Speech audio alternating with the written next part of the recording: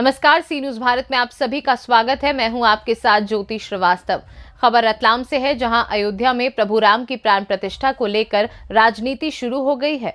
पूर्व सांसद कांतिलाल भूरिया ने जहां राम मंदिर निर्माण के लिए एकत्रित की गई चंदे की राशि के गबन के आरोप बीजेपी और आरएसएस पर लगाए हैं, तो वहीं इन आरोपों के बीच क्षेत्रीय सांसद गुमान सिंह डामोर ने कांतिलाल की मानसिक स्थिति खराब होना बताया है और उनकी हैसियत नहीं है कि वो राम भक्तों से चंदे के हिसाब मांगे। अयोध्या में बन रहे राम मंदिर के चंदे को लेकर रतलाम झाबुआ सांसद गुमान सिंह डामोर एवं पूर्व केंद्रीय मंत्री कांतिलाल भूरिया दोनों दिग्गज नेताओं का आमना सामना हो गया।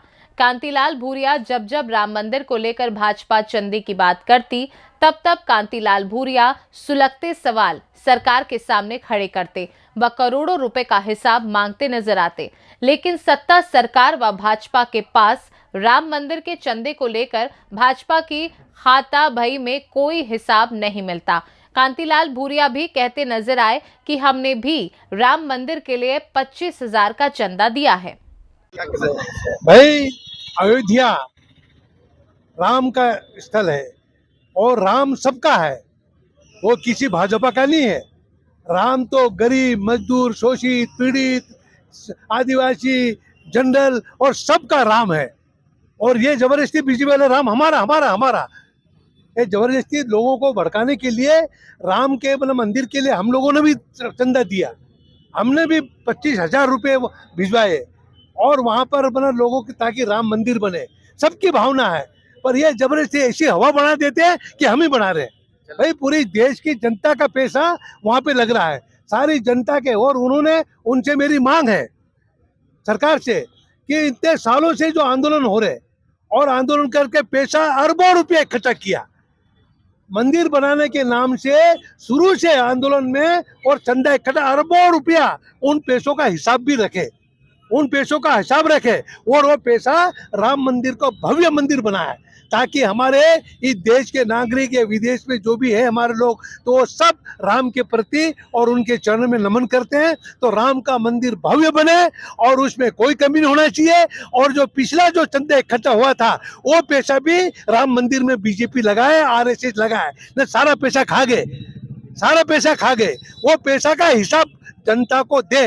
इस देश की जनता हिसाब मांग रही है कि राम के नाम से गरीब आदमी का पैसा वहां गया, वो पैसा गया कहाँ? उस पैसा का भी हिसाब आरएसएस और बीजेपी दे और राम मंदिर भव्य बने। ये हमारी। सांसद गुमान सिंह डामोर से राम मंदिर के चंदे पर सवाल किए तो सांसद जी सवालों पर भड़क गए व पूर्व केंद्रीय मंत्री कांतिलाल भूरिया की हैसियत और औकात को तराजू में तौल दिया और फूल छाप पार्टी के सांसद शब्दों की मर्यादा भूल गए। सांसद जी यहां तक कहने से नहीं चूके कि क्या है वह आज वह किसी पद पर नहीं है, हिसाब मांग रहे हैं। भूरिया जी की मानसिक स्थिति खराब हो चुकी है। गुमान सिंह डामोर ने कहा कि अगर चंदा दिया है तो रसीद दिखाएं। 2023 के विधानसभा चुनाव के बाद संसदीय चुनाव नजदीक हैं।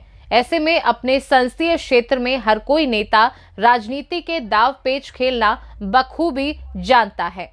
अच्छा, सांसद जी, देखा जाता है कि आप भी झाबुआ के हैं, कांतिलाल भूरिया जी भी झाबुआ के हैं।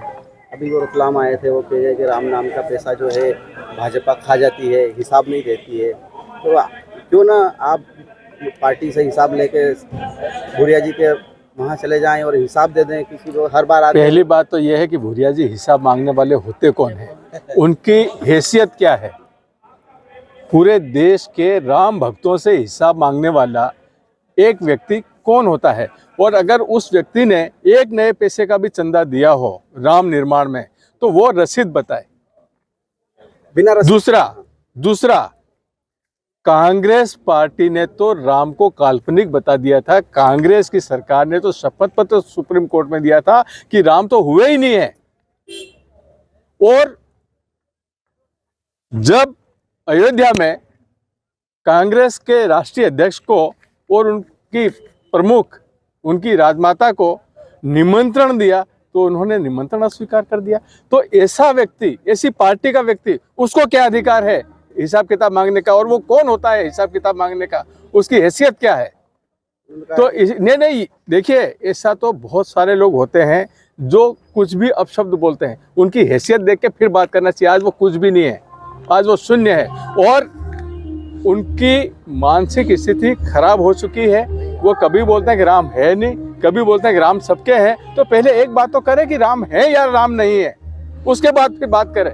आज हमारे 500 साल की इस पीड़ा के बाद 22 जनवरी का दिन आया है तो पूरे देश में हर्षोल्लास का वातावरण है। घर घर दीपावली मनाने जैसा माहौल बन गया है और ऐसे माहौल में कोई ये गंदगी फैलाए कि हिसाब किताब दो, चंदा खा के अरे हमने तो प्राणों की आहुति दी है तब जाके राम मंदिर बन रहा है और तुम एक फूटी कोड़ी नहीं दी और हिसाब मांगने वाले, तुम होते कौन हो और क्या हैसियत है? जय जय श्री राम, जय श्री राम। रतलाम से सीनू संवाददाता हुसैन खान की रिपोर्ट। देखा जाए तो जहां एक तरफ सदियों के इंतजार के बाद देश को रामलला के लिए मंदिर मिलने जा रहा है, तो वहीं ये मंदिर सदियों बाद भी राजनीति से बाहर नहीं आ सका। ये काफी चिंता का विषय है। फिलहाल इस खास रिपोर्ट में बस इतना ही। देश दुनिया की बाकी खबरों को जानने के लिए आप देखते रहिए सी न्यूज़ भारत।